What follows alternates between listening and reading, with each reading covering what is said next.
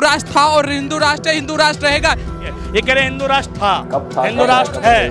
पहली बात तो इनसे ये जानना चाहता हूँ हिंदू शब्द आया कहाँ से, शब्द की परिभाषा बता। श्री राम, बस हो गया। मोदी जी आएंगे, मोदी जी आएंगे। एक मिनट भाई, इसको हाँ, आ जाओ भाई। इससे रामायण के 2 श्लोक सुनना चाहता हूँ। बोल दी भाई, श्लोक बोल दियो। राम जी का भक्त है तू, रामायण के 2 श्लोक सुन। कांग्रेस की सरकार आ गई ना, उस दिन जो बोलोगे हाँ आत्महत्या कर लूंगी, सबका सामने। और सुनो, और कांग्रेस देखो सुनो, अच्छा मोदी आ गया तो आप दिल्ली छोड़ के चले जाओ। अभी ये कह रही है कि अगर बीजेपी की सरकार नहीं आई तो मैं आत्मदाह कर लूंगी। हमने इनको भी देखा और इन जैसे कई बाबा को। एक बाबा कहता हिंदू राष्ट्र बनाओ नहीं तो मैं मर जाऊंगा, आत्मदाह कर लूंगा, आग के हवाले कर दूंगा। 4 बार कर चुका, अभी तक मरा नहीं वो, अभी तक आत्मदाह नहीं किया। अस्सलाम वालेकुम, उम्मीद है कि आप सब लोग लशपेश होंगे। Welcome to True Reacts. आज हम लोग आपके साथ एक बड़ा यूनिक किस्म का वीडियो लेके आए, आपकी खिदमत में हाजिर हुए, जो कि एक हिंदू है वो ये कह रहा है कि भारत को, हिंदुस्तान को हिंदू राष्ट्र बना देना चाहिए। इसके ऊपर काफ़ी विवाद होता है, काफ़ी इसके ऊपर तबसरा डिबेट वगैरह होती है और खींचातानी चलती रहती है। इसके ऊपर आज हम आपके साथ देखेंगे, फिर अपना रिव्यू आपको वीडियो के एंड पे बताएंगे। ओरिजिनल वीडियो का लिंक इनका डेली हिंद का डिस्क्रिप्शन में, अगर आप इनको सपोर्ट एंड सब्सक्राइब करना चाहते हैं आप डिस्क्रिप्शन में जाके कर सकते हैं। वीडियो फिर हम करते हैं स्टार्ट। तो रामराज चाहते हैं ना, सबके दिलों में रामराज चाहते हैं। तो रामराज ऐसे आएगा कि तुम जय श्री राम चिल्लाओ और किसी का कत्ल कर दो, ऐसे आएगा? कौन करता है जय श्री राम करके कत्ल? किसने किया आज तक, ये बताओ आप। भाई बता देता हूँ। सबसे पहला सवाल आपसे जुड़ना चाहेंगे कि आने वाले वक्त में चुनाव है तो देश का प्रधानमंत्री कौन बन रहा है? देखो, मैं ये कहता हूँ ये देश प्रतिभाओं का देश है। 140 करोड़ लोगों का देश है, ठीक।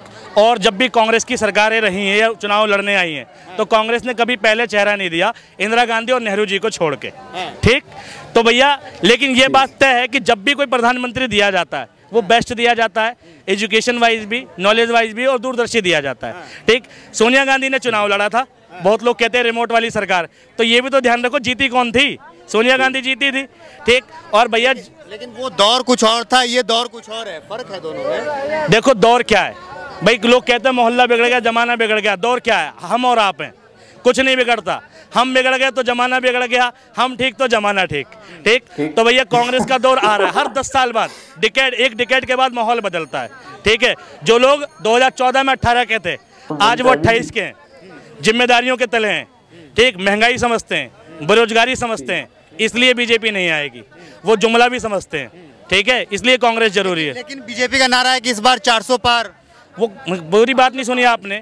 बीजेपी का नारा इस बार 400 पार, कांग्रेस सरकार। पूरा नहीं सुना आपने, आधा है ये, आगे की लाइन भी तो है, अब पूरा सुनो, ठीक है। 400 पार, कांग्रेस सरकार, ठीक है। लेकिन प्रधानमंत्री ने जो काम किया, इधर आइए। मैं तो कल नहीं बेटा सुनो, मैं दुनिया 4 दिन की है। देखो 74 साल की उम्र हो गई, सुनो 74 साल की उम्र हो गई, किराए में रह चुकी मैंने, अब नरेला में रहती हूँ, सुनो, किस्तों में मकान ले रखी हूँ, सुनो। और मेरे नाम मंजू है, मैं आज भी बोल रही हूँ, यदि कांग्रेस की सरकार हो गई, सुनो कांग्रेस की सरकार आ गई ना, उस दिन जो बोलोगे हाँ आत्महत्या कर लूंगी, सबका सामने। और सुनो, और कांग्रेस देखो सुनो, अच्छा मोदी आ गया तो आप दिल्ली छोड़ के चले जाओ। नहीं, मैं तो नहीं छोड़ के जाऊंगा, मेरा देश है। मोदी आ जाए, योगी आ जाए, मैं तो जमीन पर लेट जाऊंगा, कोई भेजेगा जब भी जगड़ जाऊंगा मैं तो नहीं जाने का, मेरा देश है, ठीक। और मैं जीऊंगा भी यहीं, मरूंगा भी यहीं, तो ठीक। सुनो, अभी ये कह रहे हैं, सुनो एक मिनट, अभी ये कह रही है कि अगर बीजेपी की सरकार नहीं आई तो मैं आत्मदाह कर लूंगी। हमने इनको भी देखा और इन जैसे कई बाबाओं को भी देखा। एमपी में एक बाबा एमपी में कहता हिंदू राष्ट्र बनाओ नहीं तो मैं मर जाऊंगा, आत्मदाह कर लूंगा, आग के हवाले कर दूंगा। 4 बार कर चुका, अभी तक मरा नहीं वो, अभी तक आत्मदाह नहीं किया उनने। तो ये पॉलिटिकल लोग हैं, नाम मैं भूल रहा हूँ, आप कर लेना गूगल। नहीं है, बाबा परमहंस भी है जी। तो देखो क्या होता है, हिंदू राष्ट्र था और हिंदू राष्ट्र रहेगा। हिंदू राष्ट्र किसी को बनाने की जरूरत नहीं है, हिंदू राष्ट्र लोगों के दिल में है, ठीक है। और क्या होता है कि हिंदू राष्ट्र था और हिंदू राष्ट्र है, कोई ऐसा नहीं है, लोग पॉलिटिक्स के लिए कहने लगते हैं। कहने आपत्ति है, ये कह रहे हिंदू राष्ट्र था, हिंदू राष्ट्र है। पहली बात तो इनसे ये जानना चाहता हूँ हिंदू शब्द आया कहाँ से, शब्द की परिभाषा बता दो। हिंदू से हिंद महासागर से आया हिंदू राष्ट्र, हिंदू। एक मिनट, गलत बोल रहे हैं भाई, ये गलत बोल रहे हैं। मैं क्लियर कर देता हूँ, नॉलेज लो, एक मिनट भाई। जब एक चीज नोट की है उसने क्या, मैं बता देता हूँ नोट कर दो, उस बंदे ने सर हिलाया, यही पाकिस्तान में उसने क्या कहना था, या किसी मतलब उसने कहा था और चाला मुझे पता है तू क्यों लगा ये बातें बताने। मुगल इंडिया में आए तो भारत की जो सबसे प्राचीन सभ्यता है, दिल्ली में बगल में ही साइंस म्यूजियम में पढ़ लेना, सबसे प्राचीन सभ्यता का नाम है हड़प्पा सभ्यता, और हड़प्पा का दूसरा नाम है सिंधु घाटी सभ्यता। ठीक, तो जब मुगल आए तो उन्होंने यहाँ के लोगों को सिंधु घाटी के नाम से जाना। ठीक है, यहाँ के देश को सिंधु घाटी। तो सिंधु का जो फारसी ट्रांसलेशन है, उर्दू भाषा की जो लिपि है फारसी, सिंधु का जो फारसी ट्रांसलेशन है उसको हिंदू कहते हैं, और वहीं से आया हिंदू, पहली बात। और दूसरा, मैं चैलेंज देता हूँ, 4 वेद, ऋग्वेद, यजुर्वेद, धर्मवेद, सामवेद, ठीक ठीक, इसके अलावा 18 पुराण, कल की रामायण, वाल्मीकि रामायण, रामचरितमानस, ठीक, गीता, ठीक, और तुम्हारे जितने खंड हैं, ठीक, जितने कांड है, सुंदरकांड वगैरह सब मिला के किसी भी किताब में जो ऋषियों की लिखी हुई हो उसमें हिंदू शब्द फाइंड करके बता देना। बता दीजिए भाई, धर्म का नाम है सनातन या शाश्वत धर्म। ठीक, हिंदू राष्ट्र कैसे बन जाएगा? और दूसरी बात, हिंदू राष्ट्र भाई से बता रहा हूँ ना, पहले कभी था, ठीक, आर्य राष्ट्र था, सनातन राष्ट्र था। और सुनो, तुमने देखा होगा माता आती हैं, सब में आती है, काली माता आती है, दुर्गा माता आती है, और जब माता देखा कि औरतों की आ रही है तो आदमियों के भी आने लगे भैरव बाबा। आज तक किसी में राम जी देखा क्या? क्योंकि भैरव बाबा आएंगे तो तांडव मचाएंगे, दुर्गा माता आएगी तो तांडव मचाएगी, लेकिन जिस दिन राम जी आ गए ना किसी पर, उस दिन वो तमीज़दार हो जाएगा, दूसरे से तमीज से बात करेगा, ठीक है, भाई का सगा हो जाएगा। तो रामराज चाहते हैं ना, सबके दिलों में रामराज चाहते हैं। तो रामराज ऐसे आएगा कि तुम जय श्री राम चिल्लाओ और किसी का कत्ल कर दो, ऐसे आएगा? कौन करता है जय श्री राम करके कत्ल? किसने किया आज तक, ये बताओ आप। भाई बता देता हूँ भाई, राजस्थान में पहलू खान अलवर कांड, ठीक, राम जय श्री राम के नारे लगा के उसकी हत्या कर दी। झारखंड में तबरेज, ठीक, जय श्री राम के नारे लगा के उसकी हत्या कर दी। दादरी में ठीक, दादरी के अंदर है इखलाक अहमद, ठीक है, जय श्री राम, सिर्फ मांस होने का शक था, नारे लगाए और हत्या कर दी। और अभी जो कांड हुआ हरियाणा का, ठीक है, जुनेद और एक और भाई था, क्या नाम था उसका, नसीर, उन दोनों की गाड़ी में फूंक कर हत्या कर दी। सब कुछ राम के नारे के तले हुआ। और यही अगर अल्लाह अकबर के नारे के तहत हो जाता ना, तो ये देश आतंकवादियों का, कहते मुसलमान सारे आतंकवादी हैं। ठीक है, सुनो, आप ये बताइए कि राम के नाम पे हत्याएं हो रही हैं, ठीक है, आपका कहना ये है, ये बताओ आज तक कौन सा गागा होता सनातनी जो टेररिस्ट नाम हुआ हो? किसी ने भी? नाथूराम गोडसे आजाद भारत का पहला हिंदू, आजाद भारत का पहला आरएसएस का नेता नाथूराम गोडसे, जिसके पैदा होने से तीन लड़के पहले ही मर गए उसकी माँ के, इसलिए उसको नाक में नथनी पहना के 9 साल तक लड़की बना के रखा, नाम था राम, रख दिया नाथूराम। वो था आजाद भारत का पहला आतंकवादी। ठीक, और सुनो, अभी कश्मीर में पकड़ा गया था एक डीजीपी, ठीक, क्या नाम था, परमिंदर सिंह नाम था, ठीक, वो आतंकवादी साबित हुआ। मैंने तो उतना पढ़ा नहीं है, लेकिन जितना मैं जानता हूँ, कैसे बोल नहीं, नाथूराम गोडसे की आप बात कर रहे हो, ठीक है, आप ये बताओ, गांधी जी चाहते तो भारत के 2 टुकड़े नहीं होते, भारत एक ही रहता, ठीक है। व्हाट्सएप यूनिवर्सिटी ज्ञान, मैं भी बताता हूँ, गांधी जी चाहते भाई देश, मैं 1 मिनट क्लियर कर देता हूँ भाई, इसलिए कहता हूँ किताबें पढ़ा करो भाई। जब देश की अवधारणा चली थी 1947 में, भारत किताब पढ़ के बोलने, व्हाट्सएप थोड़ी पढ़। अरे यार, अगर ये किसी में लगा दे भाई, गांधी जी के विरोध में कौन लिख रहा है? आरएसएस लिख रहा है, हिंदू विचारक लिख रहा है। कोई भी साहित्यकार और इतिहासकार की किताब जो आरएसएस और हिंदू संगठनों से संबंधित नहीं होगा, अगर वो नेहरू की, जिन्ना की जिद और जवाहरलाल नेहरू की वजह से ये सारी चीजें हुई ना, गांधी जी चाहते तो ये सारी चीजें कर सकते थे, उनके हाथ में सब चीजें था। अच्छा, मुस्लिम लीग का नाम सुना तुमने? जी सुना है। कौन थी वो? मुस्लिम लीग के जिन्ना थे, उसके अध्यक्ष थे जिन्ना। देश की आजादी में किस किस का योगदान था? मुस्लिम लीग का था। 2 पार्टियां बताओ, भारत की 2 पार्टियां। मुस्लिम लीग और द नेशनल कांग्रेस कॉन्वेंट नाम था, कॉन्वेंट, हाँ, ठीक। तो भैया 2 पार्टियां थी, ठीक, एक जैसे यहाँ पर आरएसएस है जो हिंदू राष्ट्र की मांग कर रहा है, ठीक, अगर आज हिंदू राष्ट्र की मांग गलत नहीं है इन संगठनों द्वारा, तो उस टाइम पर मुस्लिम लीग द्वारा मुसलमान राष्ट्र की मांग गलत कैसे हो गई? पहली बात, ठीक। दूसरी बात भैया, उस टाइम के हिसाब से, ठीक, वहाँ का एक बंदा था जिन्ना भाई, वो एक धार्मिक संगठन का अध्यक्ष था, ठीक, आज़ादी में योगदान था। उनने कहा भाई हमें धर्म के आधार पर राष्ट्र दे दो, ठीक। हमारी पॉपुलेशन, दोनों बड़े नेता थे, उस टाइम का बंटवारा हो गया, ठीक। गांधी जी के कहने पर नहीं हुआ, पहली बात, ठीक। लेकिन गांधी जी ने क्या कहा कि भाई आपस में विवाद नहीं होना चाहिए, ठीक। गांधी जी ने एक सुलह समिति बैठाई थी उसको लेकर, और जवाहरलाल नेहरू का तो कोई लेना देना ही नहीं इससे। अब इनको ये पता है, इसके बाद पता है क्या कहते हैं, जब ये बातें, ये आज़ादी के तुरंत बाद की बातें हैं, उस टाइम की परिस्थिति। लेकिन उस समय सरदार वल्लभ भाई पटेल के लिए नियुक्त किया था, गया था ना उनको, वल्लभ भाई पटेल को, और बाकी के 9 वोट किसी और को मिले थे, फिर भी वो उनमें से किसी को नहीं बनाया, ठीक है, नेहरू को बनाया गया। क्यों बनाया गया वो भी। नेहरू को तो कोई एक भी वोट ही नहीं मिला, चुना ही नहीं था उनने। चुनाव आप ये बताओ। और मैंने ये उसमें ठीक है, हाँ, ये गांधी जी की वजह से जवाहरलाल नेहरू जी बने हैं, गांधी जी के वजह से जवाहरलाल नेहरू जी बने हैं। और सबको पता भी था कि जिन्ना को प्रधानमंत्री बना। इस देश के एक भी मुसलमान जिन्ना का सपोर्ट नहीं करता है। एक मिनट, आप पूरे मोहल्ले में जाकर के सर्वे कर लीजिए भाई। ये कह रहे हैं कि भाई गांधी जी की वजह से जवाहरलाल नेहरू देश के प्रधानमंत्री बने। पहली बात, नेहरू जी प्रधानमंत्री बने देश में पहले इलेक्शन के बाद। उससे पहले वो किसी पार्टी के राष्ट्रीय अध्यक्ष से 3 साल तक झंडा फहराया देश में, वो राष्ट्रीय अध्यक्ष के तौर पे फैलाया, प्रधानमंत्री के तौर पे नहीं फैलाया। पहली बात, पटेल प्रधानमंत्री क्यों नहीं हुए भाई? पटेल जी की, सरदार वल्लभ भाई पटेल की जो मृत्यु हो गई 1950 में हो गई, और पहला जो डेमोक्रेटिक इलेक्शन हुआ वो 1951 और 52 में हुआ। ठीक, तो भैया वो कैसे प्रधानमंत्री बन जाते? ठीक, उससे पहले वो राष्ट्रीय अध्यक्ष के तौर पर झंडा फहराया। कहते हैं 47 में आजाद हो गया, 3 साल झंडा कैसे फहराए? राष्ट्रीय अध्यक्ष थे वो, प्रधानमंत्री नहीं थे, और राष्ट्रीय अध्यक्ष के नाते ही फैसले लिए थे। भारत गणतंत्र राज्य कब घोषित हुआ? 26 जनवरी 1950, और लागू कब हो गया वैसे औपचारिक रूप से कब हो गया? 26 नवंबर 1949। ठीक है, अब भाई साहब व्हाट्सएप का ज्ञान सुन लो ध्यान से। भाई गांधी जी ने कोई बंटवारा नहीं किया। ठीक, गांधी जी ने उस टाइम के हिसाब से, सिचुएशन के हिसाब से जो बेस्ट था वो डिसीजन लिया। कश्मीर के मुद्दे पर भी पंडित जवाहरलाल नेहरू ने जो बेस्ट डिसीजन था, कश्मीर भारत का राज्य नहीं था, राजा हरिप्रसाद शासक थे वहाँ के। ठीक है, और भाई वो किसी में नहीं मिलाना चाहते थे, वो स्वतंत्र राष्ट्र चाहते थे कि भाई हमारा राज्य स्वतंत्र रहे, अलग राज्य की मांग थी।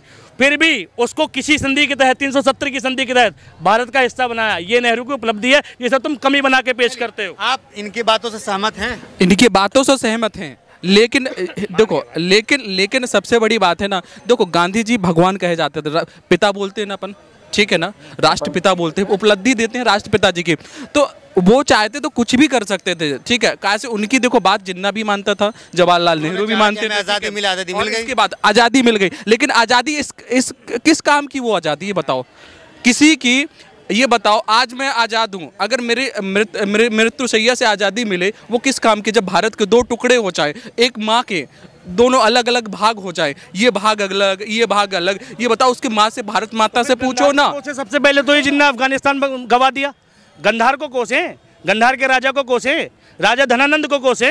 ठीक, जिसने भैया पूरा गंधार गवा दिया, अफगानिस्तान में मिला दिया, भाई वो भी तो चाहिए अखंड भारत में। नहीं, वो भी तो अखंड भारत तो नहीं, तो उसका नहीं ये बात है, लेकिन उसके अशोक, सम्राट अशोक का नाम तो सुना होगा सब लोग ने। तो सम्राट अशोक ने एक बार पूरा अखंड भारत बनाया कि नहीं बनाया? बताओ। सम्राट अशोक किस वंश का था? ठीक है, इधर आइए, हाँ इधर आइए सर, इधर आइए। सम्राट अशोक कौन से वंश का था? चंद्रगुप्त, गुप्त वंश। वंश कौन सा था? मौर्य। ठीक है, तो कोई बात नहीं, चलिए कोई नहीं, फिलहाल मोदी जी के काम से खुश हैं। चलो मोदी जी के काम, मोदी जी के नहीं, मोदी जी में जाएंगे तो बहुत लंबी कहानी है। इतिहास के देखो, इतिहास के बारे में हमें उतना ज्यादा नॉलेज नहीं है, ठीक है, लेकिन हम मोदी जी के हर एक काम से खुश हैं, और पूरी जनता को मोदी जी के हर एक काम से खुश रहना चाहिए। लेकिन राज्यों से हम दुखी हैं। मोदी जी आ रहे हैं, ठीक है, मोदी देखो, राज्य में कोई भी आए, चाहे कांग्रेस आए, चाहे आम आदमी आए, हमें कोई लेना देना नहीं है, लेकिन एक घोटाला राष्ट्र में तो वही रहेगा। ठीक है, मोदी रहेगा। ये मोदी जी के काम से खुश हैं। कोरोना में भाई भारत में जब भी कोई बीमारी आती है, आपदा आती है, डिजास्टर आती है, एक राहत कोष है, जिसे राष्ट्रीय राहत कोष बोलते हैं। तो वहाँ से पैसा निकलेगा और उस बीमारी के टाइम पे खर्च होगा। ठीक है, उस आपदा के टाइम पे खर्च होगा। मोदी जी ने ये सब होने के बावजूद एक फंड बनाया, उसका नाम था PM केयर फंड। आप सभी जानते कोरोना में, ठीक, और देश के सभी लोगों से अपील करी कि आपकी जो इच्छा हो इसमें डालो। बहुत सारे लोगों ने पैसा डाला, कुमार विश्वास ने भी डाले थे, ठीक है, 2 लाख रुपए। ठीक, अब सुनो, अब इसके बाद बहुत सारे लोगों ने पैसा डाला, कोई दिक्कत नहीं है, अच्छी बात है, देश की सेवा के लिए मांगा। तो जब उसके बाद कुमार विश्वास ने RTI डाली कि मैंने जो 2 लाख डोनेट किए वो कहाँ खर्च हुए, तो फिर ये जवाब क्यों आया कि ये वाला जो फंड है, ये जो पैसा है, ये RTI के दायरे में नहीं आता। तो भाई PM केयर फंड में जो घोटाला हुआ वो पैसा कहाँ है? ठीक, मोदी जी ने उन पैसे का क्या किया? जवाब क्यों नहीं देते मोदी जी? दूसरी बात, मोदी जी मनमोहन सिंह को कहते हैं चुप रहते थे, बोलते नहीं थे, फिर भी सही कहा उन्होंने। हाँ सुनो, ये सही कहा। आज तक मोदी जी किसी मनमोहन सिंह किसी चीज में बोले हैं क्या? मैं भी साबित कर देता हूँ, सुनो। मनमोहन सिंह 10 साल में 9 बार प्रेस कॉन्फ्रेंस करते हैं, हर साल एक प्रेस कॉन्फ्रेंस करते थे, 10वीं बार में सरकार चली गई। ठीक, ये प्रधानमंत्री अभी 9 साल से एक भी प्रेस कॉन्फ्रेंस क्यों नहीं करी? लेकिन ये बताओ, हर बार विदेशों में कहीं भी जाओ, ठीक है, अभी मौन पे बात हो रही है ना। देश में गूंगा कौन? प्रेस कॉन्फ्रेंस क्यों नहीं करी मोदी जी ने? हर बार करते हैं कि किस चीज में नहीं की, ये बताओ आप। किसी चीज में नहीं करी। साल में एक बार प्रेस कॉन्फ्रेंस होती है सरकार की, जिसमें जवाब देने होते हैं पत्रकारों के कि देश के लिए क्या किया। एक प्रेस कॉन्फ्रेंस बताओ कितने प्रेस कॉन्फ्रेंस किए हैं आज तक, बताओ। आज तक देखो उनने हर बार का जवाब दिया है। काम में बिजी रहते हैं ना, काम में बिजी रहते हैं। यहाँ तक कि सुनो और बताता हूँ, सच्चाई नहीं पता, अमेरिका गए थे, अमेरिका नहीं, कौन से काम में बिजी? मैच देखने जा सकते हैं, यहाँ पे कोई स्कूल का मुहूर्त करने जा सकते हैं, जहाँ पे चाहिए वहाँ पे सबसे आगे अपनी फोटो खिंचवाने के लिए जा सकते हैं। ये काम प्रधानमंत्री के थोड़ी ना। तो कह रहे हैं कि मोदी जी फिर से मोदी जी का कौन सा है कि अपना फेस दिखाना हर जगह, प्रधानमंत्री का थोड़ी ना। आप ये बताओ, आप हर व्यक्ति से मन की बात से लेके सबके पास से बात करते हैं। बताओ, हर एक व्यक्ति की मन की बात जानते हैं, मन की बात हर व्यक्ति के घर सब चीजें बात करते हैं। बताओ कौन सी चीजें नहीं करती हैं, ठीक है। और प्रेस का बाहर रहा, देखो जो न्यूज के लिए टाइम नहीं उनके पास। न्यूज वाले जाएं तो क्यों नहीं करेंगे? बताओ क्यों नहीं करेंगे? बताओ, न्यूज वाले को वो बुलाएंगे तो जाएंगे, उनके घर के बाहर आके धरना दे देंगे। ये बताओ, सबके पास न्यूज वाले जाते हैं। थोड़ा हमें बताया, बताओ आप एक बार उनके गेट के आगे खड़े होकर दिखा दो 5 मिनट। तो सबको ही खड़े हो एक फिलहाल मोदी जी आ रहे हैं 24 में। अरे नहीं आ रहे, कैसे भी नहीं आ रहे भाई, मोदी जी आ रहे हैं, नहीं आ रहे, आएंगे नहीं आ रहे भाई, नहीं आएगा। जय श्री राम। बस हो गया, मोदी जी आएंगे, मोदी जी आएंगे। एक मिनट भाई, इसको हाँ आ जाओ।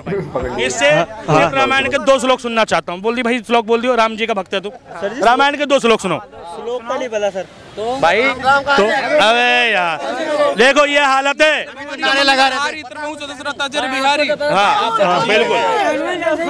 अब सुनो देव पूज पद कमल तुम्हारे, सुन नर मुन सब हों सुखारे, कौन सकाज। हाँ, जिसको ज्ञान है वो नारा नहीं लगाएगा, और जो ज्ञानी है वो खूब चिल्लाएगा, ठीक है भाई। जो राम जी को पढ़ लेगा ना, वो चीखेगा नहीं, शांत होगा, ठीक।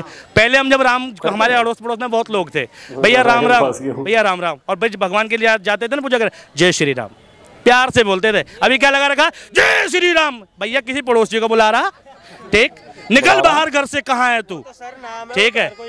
श्रद्धा से ले भाई, तमीज से ले, भगवान का नाम है भाई। क्या बात है यार, ये बंदा बड़ा कमाल का बंदा था। इसने बड़े तर्कों के साथ सारी बातों को जो है वो किया है, और बड़ी ज़बरदस्त लगी है इनकी वीडियो।